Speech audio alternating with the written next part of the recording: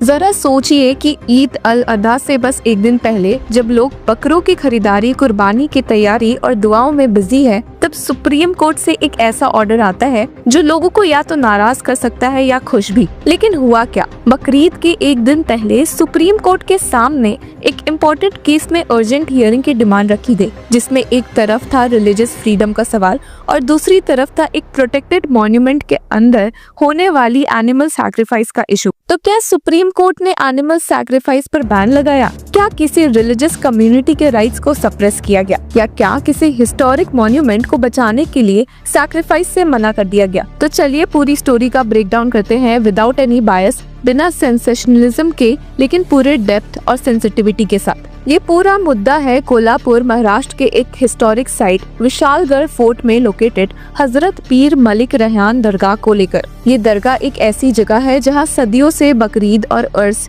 के मौके पर कुर्बानी होती आई है। लेकिन इस साल कुछ पिटिशनर्स ने बॉम्बे हाई कोर्ट के एक डिसीजन को चैलेंज किया, जिसमें हाई कोर्ट ने एनिमल सैक्रिफाइस अलाउ कर दिया था, लेकिन कुछ स्ट्रिक्ट शर्तें लगाई थी। इस फैसले के खिलाफ कोल्हापुर में हिंदू एकता आंदोलन जैसे राइट विंग ग्रुप्स ने विरोध प्रदर्शन किया। उनका कहना था कि विशालगढ़ फोर्ट एक प्रोटेक्टेड मॉन्यूमेंट है और यहाँ पर ऐसे रिलीजियस एक्टिविटीज की अनुमति नहीं होनी चाहिए। अब बॉम्बे हाई कोर्ट ने स्पष्ट किया कि सैक्रिफाइस सिर्फ क्लोज्ड प्रीमाइसेस में है, एक प्राइवेट लैंड पर होना चाहिए जो कि दरगाह से 1.4 किलोमीटर दूर है। पब्लिक या ओपन स्पेस में सैक्रिफाइस की अनुमति नहीं दी गई है। पर पिटिशनर्स ने आर्ग्यू किया कि ये फोर्ट महाराष्ट्र गवर्नमेंट के नोटिफिकेशन के मुताबिक एक प्रोटेक्टेड मॉन्यूमेंट है और वहाँ पे न केवल खाना पकाना बल्कि खाना खाना भी लीगली मना है, तो सैक्रिफाइस तो उससे भी ज्यादा प्रोहिबिटेड होना चाहिए। अब बात ऐसी है कि ये सिर्फ सैक्रिफाइस की इजाजत का मसला नहीं था, ये एक ब्रॉडर डिबेट है जिसमें कई चीजें ओवरलैप करती है। Religious freedom under article 25,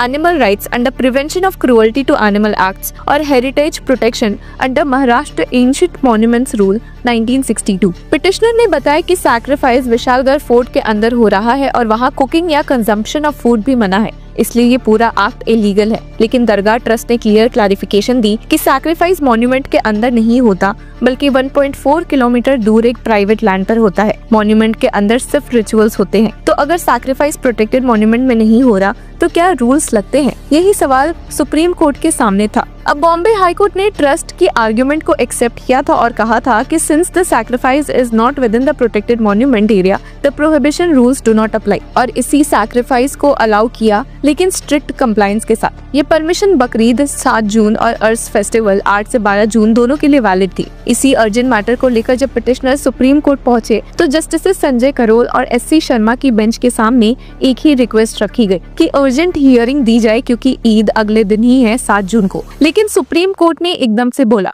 Eid is tomorrow, urgent listing can not be accommodated, यानी कोर्ट ने अर्जेंट हियरिंग देने से इनकार कर दिया। ये कहकर कि अब तो समय ही नहीं बचा है, तो बॉम्बे हाई कोर्ट का डिसीजन फिलहाल के लिए बरकरार रहेगा। सुप्रीम कोर्ट ने जब अर्जेंट हियरिंग डिनाई की तब जस्टिस करोल ने एक और नोटवर्दी बात कही, many religious activities were going on in protected monuments, यानी ये कोई आइसोलेटेड या पहली बार का केस नहीं है। इंडिया में कई जगह ऐसी है जहाँ प्रोटेक्टेड हेरिटेज और रिलीजन ओवरलैप करते हैं, जैसे टेम्पल्स इनसाइड फोर्ट्स, चर्चेस इन कॉलोनियल साइट्स या दरगाहs इन एंशिएंट आर्किटेक्चर। पर हमारे सामने सवाल ये भी पैदा होता है कि क्या हर जगह पे सैक्रिफाइस बैन होगा? क्या हर प्रोटेक्टेड साइट पर रिचुअल्स रुकेंगे? ये क्वेश्चंस कोई इजी आंसर्स नहीं रखते। ये मुद्दा सिर्फ एक कम्युनिटी या फेस्टिवल का नहीं है। कुछ दिनों पहले ही कलकत्ता हाई कोर्ट ने भी एनिमल सैक्रिफाइस पर ऑब्जर्वेशन दिया था, एक दुर्गा पूजा कमेटी के कंटेक्स्ट में। If sacrifice is done, it should be at licensed premises. Mass sacrifice should not be encouraged. यानी कोर्ट्स भी चाहते हैं कि रिलीजियस राइट्स और पब्लिक ऑर्डर का बैलेंस रहे। साथ ही कलकत्ता हाई कोर्ट ने ये भी माना कि पूरी पॉपुलेशन से वीगनिज्म एक्सपेक्ट करना अनरियलिस्टिक है, तो एक बैलेंस्ड अप्रोच भी होना जरूरी है। एनिमल राइट्स एक्टिविस्ट के लिए ये इशू इमोशनल और लीगल दोनों है। पीटा और ह्यूमन सोसाइटी जैसी ऑर्गेनाइजेशंस बार बार डिमांड करते हैं कि एनिमल सैक्रिफाइस पर कंप्लीट बैन हो, लेकिन रिलीजियस कम्युनिटीज आर्ग्यू करती है कि सेंचुरीज ओल्ड रिचुअल्स को बिना ड्यू प्रोसेस के बैन नहीं किया जा सकता। इंडिया का आर्टिकल 25 रिलीजियस फ्रीडम देता है, लेकिन वो एब्सोल्यूट नहीं होती। वो लॉ, मोरालिटी और पब्लिक हेल्थ के अंदर आती है। तो क्या कुर्बानी से किसी का राइट इन्फ्रिंज हो रहा है या बैन लगाकर किसी का फेथ वायलेट हो रहा है? एक और चीज इस केस को इंटरेस्टिंग बनाती है, हजरत पीर मलिक रेहान दरगाह पर सिर्फ मुस्लिम्स ही नहीं बल्कि हिंदूज भी जाते हैं। ये एक ऐसी जगह है जहाँ हिंदू और मुस्लिम दोनों कम्युनिटीज एक साथ प्रे करते हैं और जहाँ सूफी भक्ति कल्चर एक दूसरे में घुला हुआ है। तो ये मुद्दा कम्युनल बनने की जगह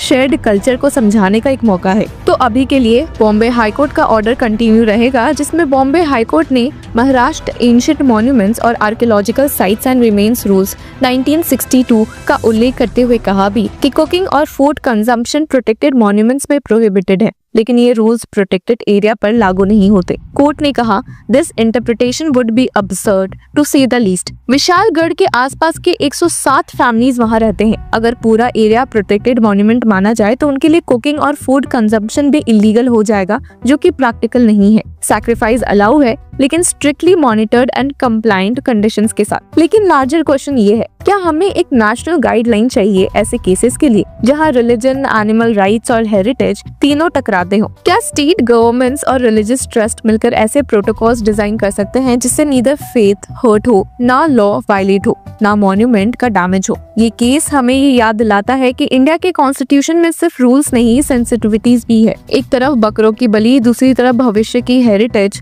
और तीसरी तरफ इंसानों का फेथ। सैक्रिफाइस का मतलब सिर्फ एनिमल सैक्रिफाइस नहीं होता। कभी कभी सैक्रिफाइस का मतलब होता है अपने ईगो, अपने व्यूज और अपने एक्सट्रीम पोजीशंस को साइड करना, ताकि को एग्जिस्टेंस पॉसिबल हो सके। बकरीद के इस मौके पर हो सकता है कि हमें सबसे बड़ी कुर्बानी यही देनी पड़े, अपने रिजिड सोच की। अगर आपको ये स्टोरी थॉट प्रोवोकिंग लगी तो इसे जरूर शेयर कीजिए और कमेंट्स में बताइए कि क्या रिलीजियस रिचुअल्स प्रोटेक्टेड मॉन्यूमेंट्स में होने चाहिए या हमें उन्हें नई जगहों पर शिफ्ट करना चाहिए जहां लॉ और फेथ दोनों का सम्मान हो, क्योंकि इंडिया में ना सिर्फ धर्म बचाना जरूरी है बल्कि धरोहर भी। ये मुद्दा सिर्फ एक रिलीजियस प्रैक्टिस का नहीं है, बल्कि हेरिटेज कंजर्वेशन, लीगल इंटरप्रिटेशंस और सेक्युलरिज्म के बीच का एक कॉम्प्लेक्स समीकरण है। तो व्यूअर्स अपनी राय कमेंट सेक्शन में जरूर दें और तब तक के लिए कीप फॉलोइंग लॉ चैट।